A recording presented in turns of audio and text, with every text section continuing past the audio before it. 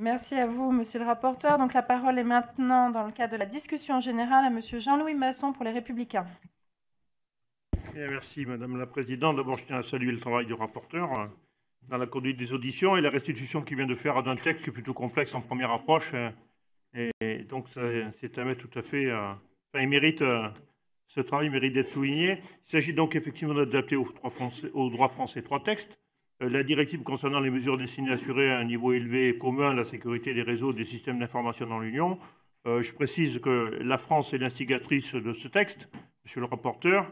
Nous sommes en effet en avance dans ce domaine sur nos partenaires européens, du fait sans doute que nous disposons déjà d'une agence dédiée, l'Agence nationale de la sécurité des systèmes d'information, qui mène très bien cette mission-là et que nous avons eu l'occasion d'auditionner il y a quelques jours.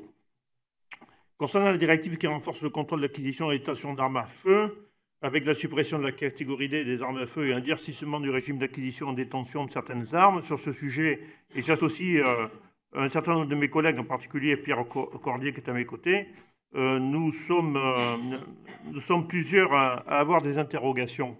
Vous les avez abordées en partie. Des interrogations et nous les exprimerons lors des débats par des amendements, notamment à l'égard des collectionneurs. Vous venez de dire qu'effectivement, le transport serait possible des armes de collection dès lors qu'on assistera à des reconstitutions, mais il n'y a pas que les reconstitutions. Il y a aussi la présence de ces collectionneurs lors des manifestations patriotiques.